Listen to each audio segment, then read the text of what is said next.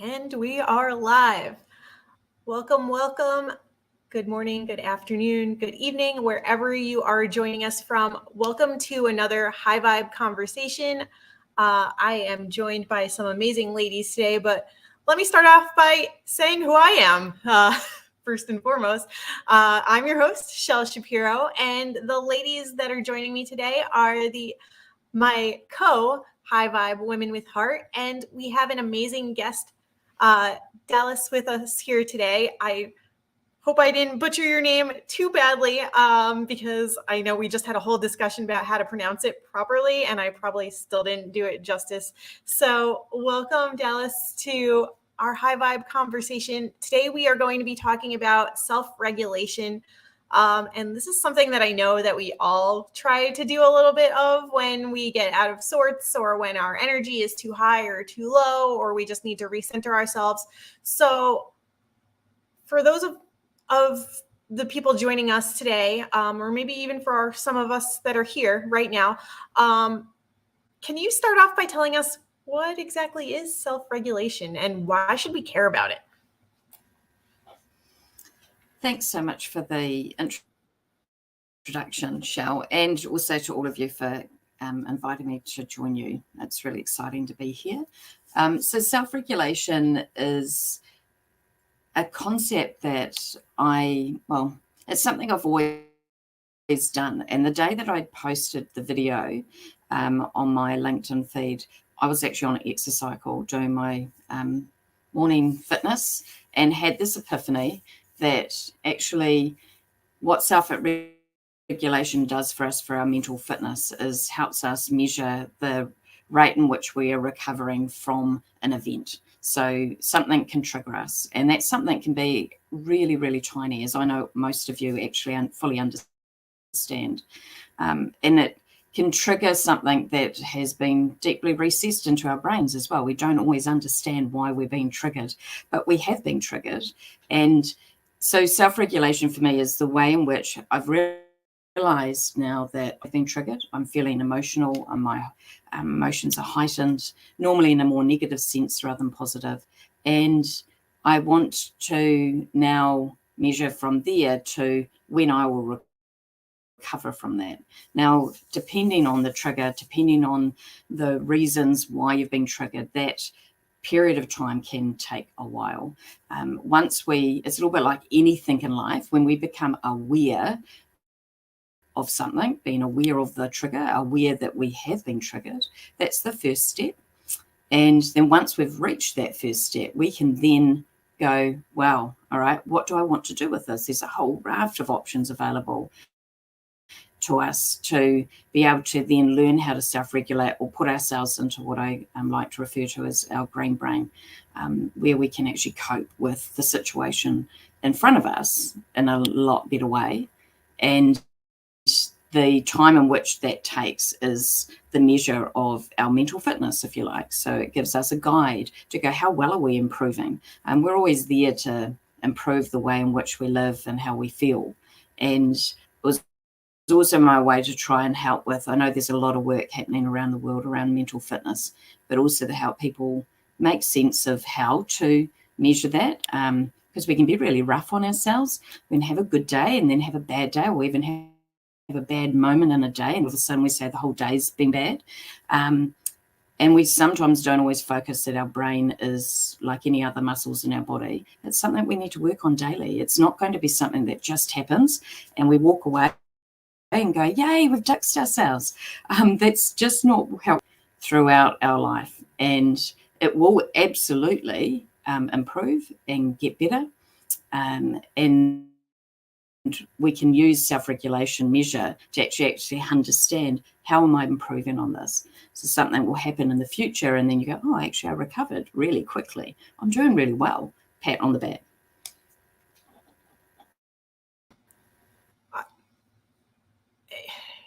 It's interesting when you think about it in a way of like, Aisha commented about like circulating your system. So I love that you've framed it from a vantage point of like recognizing your triggers and then the period of time with which you take to come down or come back from that.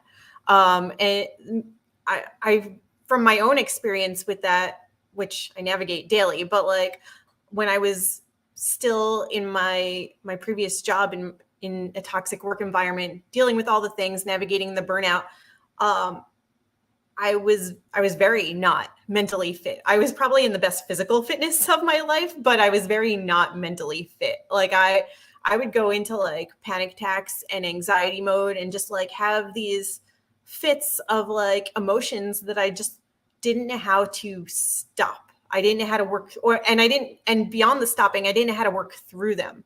So I would just ruminate in that feeling for like what seemed like ever.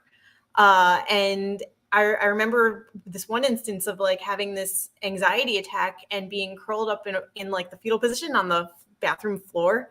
And even though I kept telling myself like, it'll be okay, we can get through this. I tell myself all the things that I thought I needed to hear, but I still couldn't like slow myself down. I still couldn't like catch my breath or figure out what I needed to do next or like get to the next point. And it's only been like more recently that like I use the technique of like putting my hand on my forehead to bring myself back to the center to be like, all right, what's here right now? What do I need to do? Where do I need to be? And what's my next step forward? So I love being able to have that discussion a little bit more about what it could look like and how to get yourself back to center. Thanks for sharing that. That triggered a memory for me, a not so long ago memory, beginning of last year. I left an environment that I didn't think was toxic until an event that happened between myself and the lady that I reported to. And it put me in a situation where they were challenging my personal integrity. They outright lied. I was extraordinarily vulnerable at that time, and because of different life events that had happened leading up the year before, and it was like the carpet got ripped from under my feet, and I ended up resigning as a solution because I was chronically depressed because of the event. And I've had bouts of depression in my life, but it's been really mild. So for me, it was a massive wake-up call as well, because I was like, normally I'm the one that actually works out all of these strategies to help manage myself and keep myself positive, see the light at the end of the tunnel. Right at that moment, I was stuck in a very dark cave and there was no light until I resigned. I had to walk away, and luckily I was in a position of being able to be supported from the people that I love around me to make that decision. But I knew I needed to get away for my own health, both mentally and physically, and away from that person who was causing that damage to me. And then I had to go through a journey, right, for about 3 to 6 months, to be fair, before I felt mentally strong again. And it really just set me back a lot. But I am now in some ways thankful for that. It's what I do. I like to look at the light or the good out of a bad situation, and we all learn from those situations. I use gratitude to get myself through that massively. Gratitude for me, daily practice in gratitude helps focus on what you do have around you that you can't see, that is actually going really well. So when we're in the depths of despair, it's really, really difficult to see the things that are actually working around us, and they do exist. But when we are solely focusing on the thing that isn't, it blinds us. And I literally worked this through with one of my sons, who's 13, just recently, and he had crashed. We've had a lot of stuff going on with our family, my husband lately, and it was an emotional whirlpool for him at some point, and he wasn't coping. And so he's now got a gratitude diary to help him get through. He didn't want to leave the room, all of those kinds of things that most of us can relate to when you get into a state of overwhelm. And gratitude isn't the only thing. Grounding, absolutely. Being able to say, focusing. So the difficulty when we're in that kind of state that you and I are in, Shell, is it's easier said than done to say, now let's just focus on the now. So what we're worrying about is what the future holds. We're ruminating of what has happened to us. So we're stuck in the past and potentially worried about the future, but we're not actually dealing with the now, the present. And that's where we need to anchor ourselves. So both your strategy that you used and gratitude can help anchor us into the now and becoming more mindful of the small things that are happening around us that actually add up to really large, significant things that help support our mind and keep us focusing on what's going well. Gratitude doesn't, and none of these strategies take away the event that happened.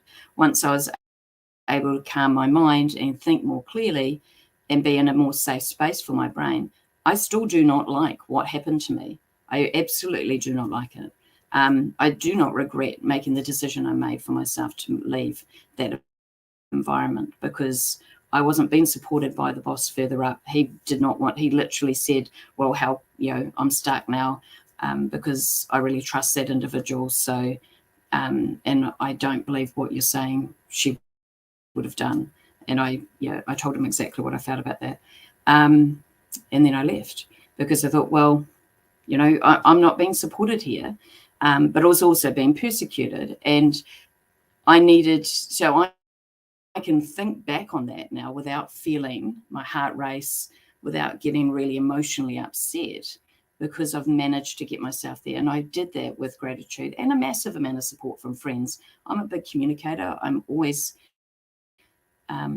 encourage people to find someone to reach out to if you don't have people close to you to be able to speak to about a event that's happening in your life. Then reach out to a psychiatrist, a counsellor, a coach.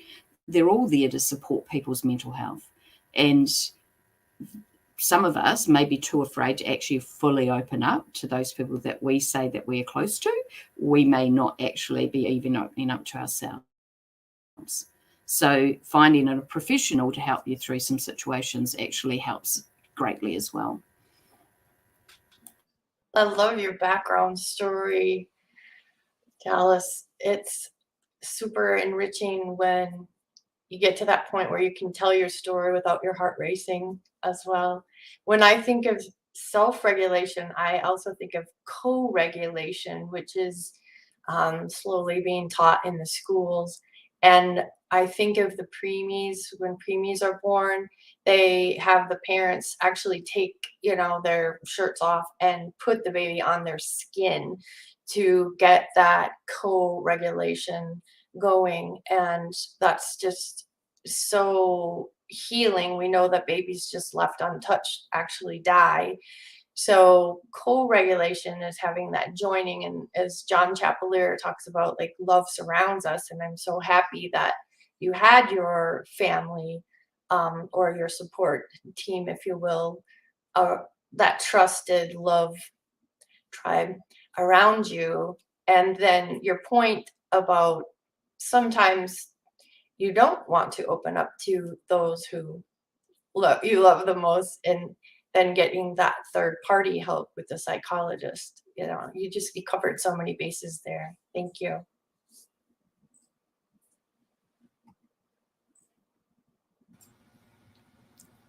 Jenny, we were talking just before we came on today about how you were self-regulating with your kids. Is this something that you practice with them all the time, or is this like something newer that you've been doing? Yeah, this is something that happened today, actually, with my son, who is a preemie. He's born in week 26. So I have been sitting with him like you described it, Linda. And today I sat with him again. He is now 7, soon turning 8, and he's also diagnosed with ADHD. So I know when he is experiencing something, he is experiencing it fully. And it doesn't really matter if he was happy an hour ago, right now is right now. So we were playing a game, and he had just won a big round. And then the next one, he was stressed out and he came second. And to him, he was really affected by it because he felt like, he had that feeling of winning, and then it all just shifted so instantly, and he didn't feel that anymore. And I hear them upstairs right now. And what happened was that my other two daughters started explaining to him. Hold on. Alicia, jag tar det sen älskling. Du får gå upp nu. So my other two daughters started explaining to him logically, you just won. Like, this doesn't make any sense. Why are you sad? And for him to feel the pressure of not even being accepted in his experience made him, just like run to another room where he cried, where he wept. So I did again have that moment of walking to him and find him on the kitchen floor, and he's just overwhelmed. And it's not about explaining things to him at the moment, it's all about soothing him.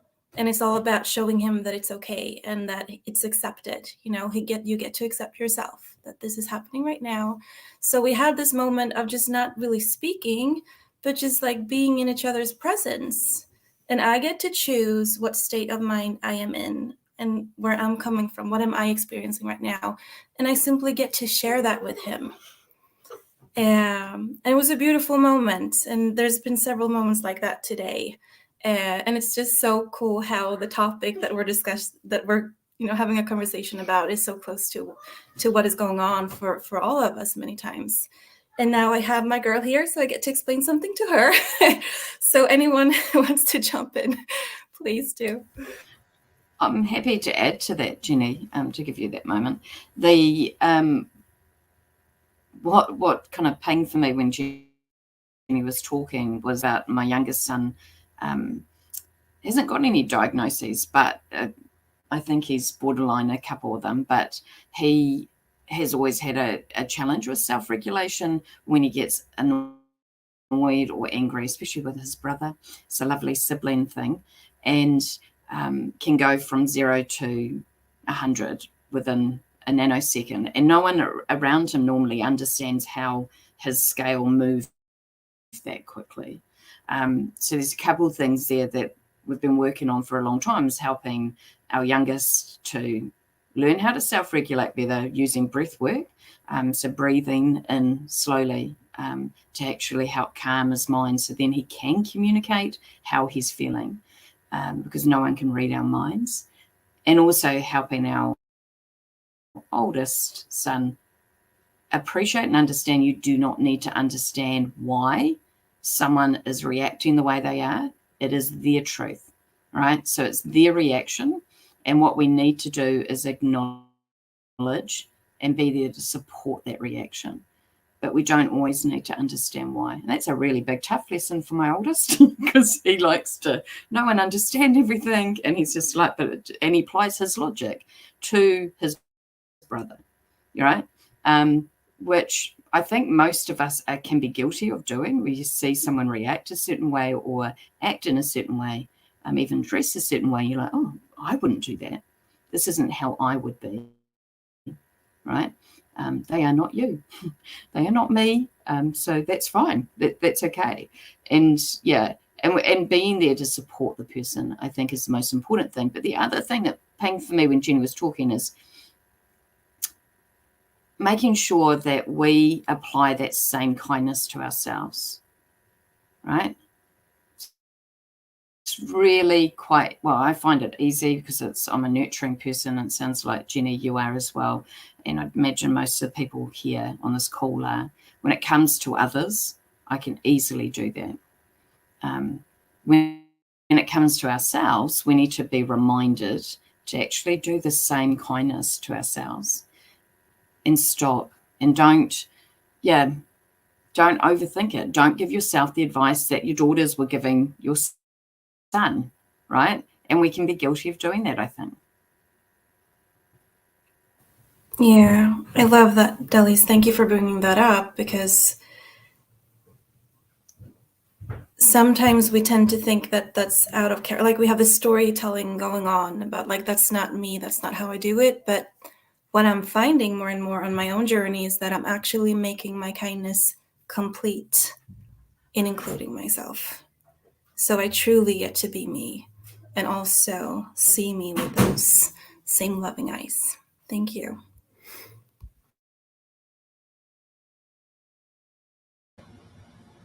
Stina, is this something that you also have to kind of navigate and play around with your kids, or how does it present itself in your everyday life? I kind of piggybacking off the kindness idea is having patience, because the thing about processing emotion or regulating is that there's like time doesn't exist when it comes to your nervous system. So there's not like a I'm winning at self-regulation. There's no like way to achieve like definite self-regulation or get there quicker or do it better. Like, it's a practice, and it's something that I find I will, I guess, master, in a certain area or with a certain trigger or a certain person or a certain situation. And then something else will happen with a different person or a different situation. And it feels like you hit the reset button almost. It's like it gets better over time, gradually it gets better. Gradually it gets easier. Gradually it gets quicker. But it still can like take you down unexpectedly to be triggered by something and to need a considerable amount of time to quote unquote get over it, and instead of rushing or trying to like figure it out or fix it and, figure out at Dallas, I think you were saying like your son likes to know why, right? Like you want to know why something happened and like figure out all of the details that went into it. That's very much how I am. I want to figure it out so then it won't happen again. And it's just not always possible to figure it all out. And feeling it all out, it might take 10 minutes or it might take an entire day. And it's, just giving ourselves the patience to have that time and not feel like we're doing it wrong or we're not doing it. Like, oh, I must not be self-regulating. It's part of self-regulating to be in the process of self-regulating. It's not like I have arrived and now I am self-regulated and like, I'm perfect. I'm good to go. Like, I'm untouchable. It's just that part of being human.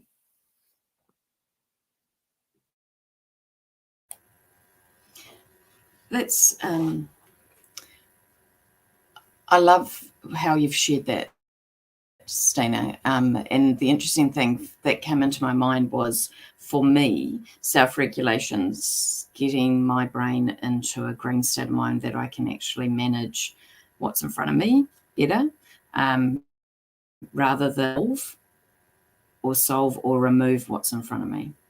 So the thing that's in front of me, that is the trigger, the problem, the whatever, is still there. It just helps me get to a state where I can see it for what it is better.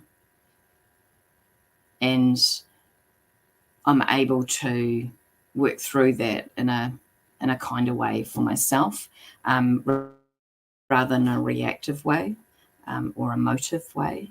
I'm not, but to your point, and same with my example from the beginning of last year, it took me months to get to a green state of mind because of the situation I'd been exposed to. And that situation had triggered way more than I ever anticipated. And it threw me back. So I had my moments during the good days of absolutely having good support. But yeah, you are right. We should never judge ourselves in any situation, to be honest, but definitely when it comes to mental fitness, because that's not the kind way of dealing with anything. Again, if we would had a friend in front of us talking to us about, I'm not coping, I thought I was going really well and I was doing really well, and today I'm having a real slump and I'm not feeling good, what would we say to them? We wouldn't turn and go, oh my God, you're useless. God, how did you not get over this? Why are you like this today when you were coping yesterday? That is not what any of us would say to that friend. Yet at times we can be that cruel to ourselves. So we do need to make sure that we're talking to ourselves in the way that we talk to our friends and our family and those others that we support. And that's the reminder that most of us need, to be kind to who we are. Yeah. I think that's such a great point. And I think that actually kind of answers Neely's question as well. Like, what do we do if we hate our job or we are afraid of getting fired? How to manage our mental health in these types of situations. And I think it all comes back to the kindness that we have for ourselves and that we're showing others in that moment. Because as Stina mentioned, as Jenny mentioned, Linda, like, we're all going through things at our own time and pace. And so what you're going through or what somebody else is going through, it doesn't have a timeline. It doesn't need to, like, you don't need to get over it right away. It's just showing yourself that kindness and compassion. And hopefully if it's you in having a bad work day, like, hopefully some of your coworkers are showing you that kindness and compassion as well. So, I love that we've tied it all together even before I asked the question and pulled it up. Yeah. I'm happy to add to the conversation. Oh, you too, Stina. Yeah. So based on what Neely was sharing, when you're in that state of that type of overwhelm that is like, I hate this situation, or I'm afraid, I have this fear of things changing that are outside of myself. Both of those situations go back to feeling powerless and experiencing like I don't have choice. So part of healing and part of it, self-regulating, is also coming back to the choices that I do have, and sometimes making them for ourselves will just look differently. It will be about a short amount of time. What will loving myself look like in this situation?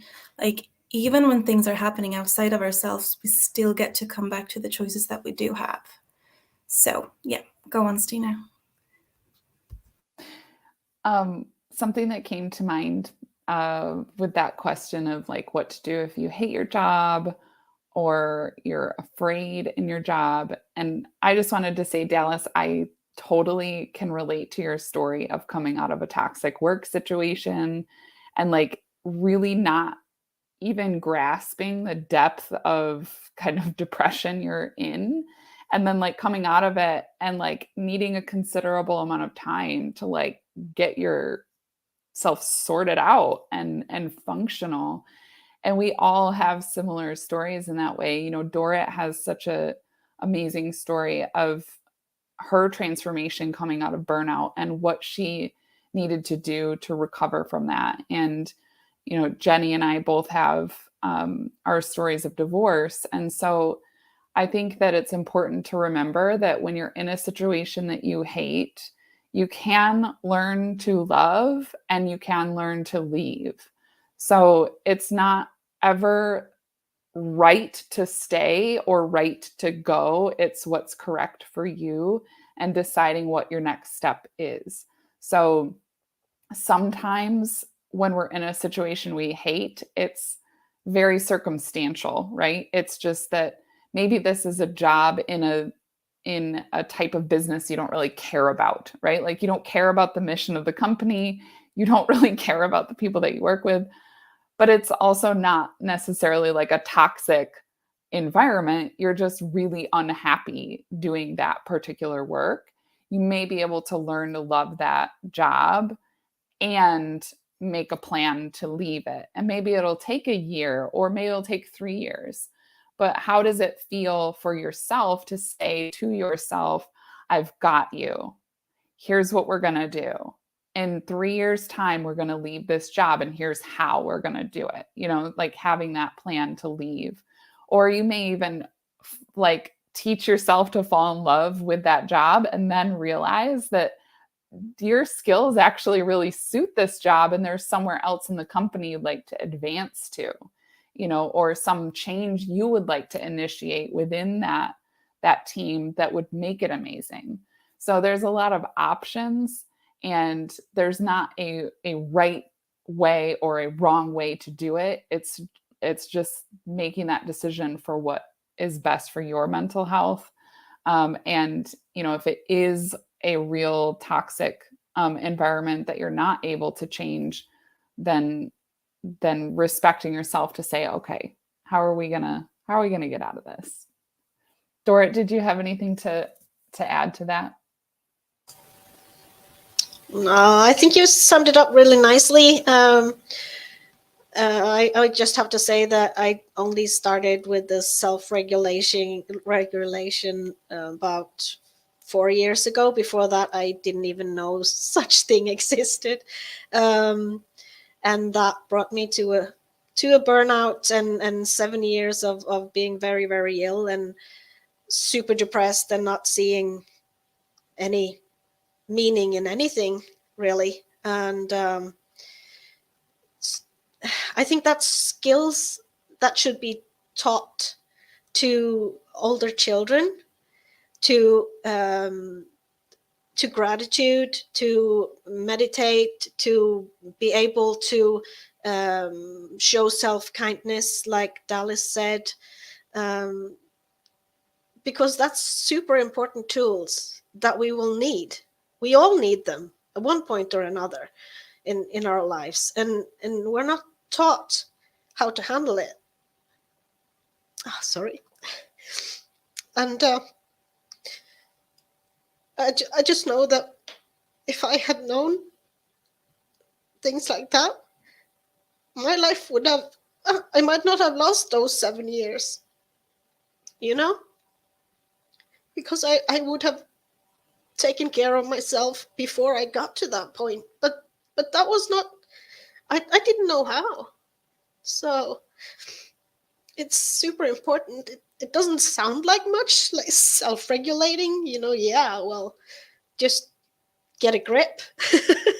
but it's so important, and I'm so happy that we are talking about this today and putting a spotlight on it and making people aware. So thank you so much for everyone that's sharing. Thank you.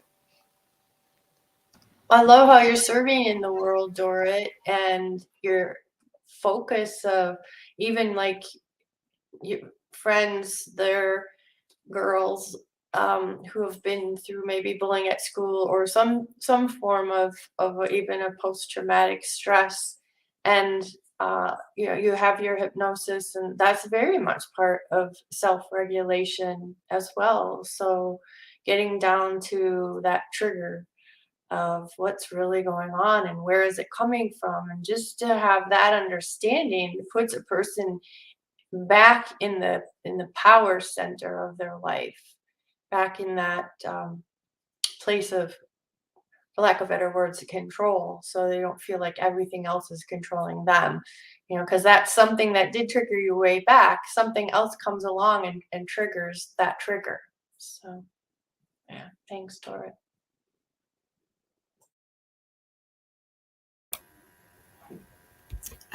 Yeah, thank you, Dorrit. That was really touching to hear the emotions that came from your soul when you were speaking, and I really connected with you in that moment. So thank you for sharing it. And to Linda's point, there are elements that help start self-regulation. You weren't aware that it existed. Most of us weren't. At some point in our lives, we discover this thing that we're calling self-regulation. Really, it's self-talk in some ways. It's being able to talk to ourselves kindly, like we were talking about before. If we were to nurture someone else in front of us, we would talk to them in a kinder way and help support them. Yet we sometimes forget to do that about ourselves. So for me, self-regulation is helping to teach ourselves how to be our own friend, and give that same advice to ourselves. And the awareness part is really important. So the work that you're doing, to Linda's point, is helping others become aware of what their triggers are. Because a lot of us go through life and we can be triggered and we think it's all external. And yes, an external thing happened to us, but it's what is happening internally that we have that is actually controlling who we are today, right? And that's having the big influence on how we present ourselves to the world, how we step out of our room, what we think of ourselves. And all of that has it. So we can find ways of being able to become more self-aware of what that is, and learning to actually have those aha moments to go, oh yeah, I could do something about the way I think, and that could turn things around for me in a positive way. Really? Okay. And then changing that phrasing to over experience of it will change things. It does change things. That comes with experience, right? And yeah, so that's the ideas I just wanted to share with what you had mentioned. Something that comes to mind for me is all of the times I've sat with a client and I realized that they know the how, like they've been told what to do. Like you were talking about, Stina, like they know the steps and what's helpful. And then beneath that, there's something else. There is something else about the way that they see themselves that makes them closed to receive those good things. And I know I have absolutely been on that journey, and I still am, of realizing that I'm worthy of self-regulating. I'm worthy of coming back to the peace. I'm worthy of calm. And also surrounding myself with people like you guys. You know, having people around me who teach my worth is helping me to understand that I'm worthy of coming back to that good place. And it just, my mind is just, it's such an encouragement, the impact that we have when we teach other people their worth in the way that we treat them, in the way that we respond to them, so that they know that they are worthy of coming back to that good place as well. I just see that play out so often, so happy to share it.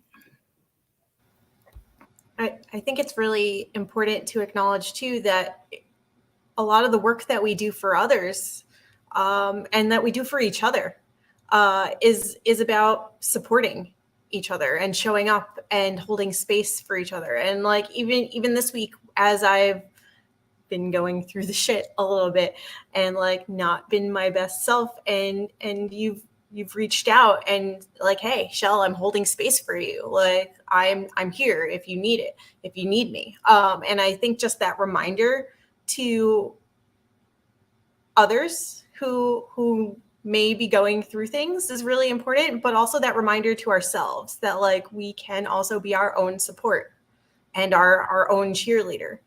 And it's easy. It's easy for me to show up and be the helper and the supporter and the cheerleader for everybody else. And it's not always as easy to do it for myself.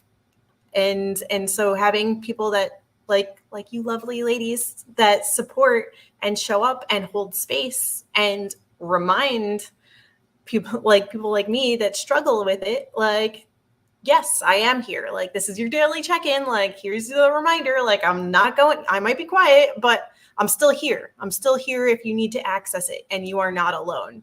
And I use myself as an example because I'm going through it, but this applies to anyone across the board, like reminding people that you are there and that they are there too, and that it's okay. Whatever is going on right now is okay. And I see Dorit below me right now, self-regulating as we speak and reminding herself that she knows and she trusts in herself. So yeah, I love when I see Dorit doing that on the calls too. So thank you for everyone being here today and holding space. Dallas, thank you so much for coming together with us. I know it's like super, super early in the morning for you. And hopefully this has been a great way to start your day. You've taught me specifically, like, because I can only speak for myself, I learned a lot today. I learned a lot about self-regulation in a way that I wouldn't have thought about it before. And so that's what these conversations are all about too, is sharing our experiences, coming together and learning from each other. So thank you for being able to be part of this with us. And stay tuned next week for another high vibe conversation. You'll be joined by me and these amazing women, and we'll share more conversations together. So I look forward to it. Anybody else have anything to share before we go? Otherwise, I feel super complete right now. I think we're good. Same shell time, same shell station. Bye, everyone.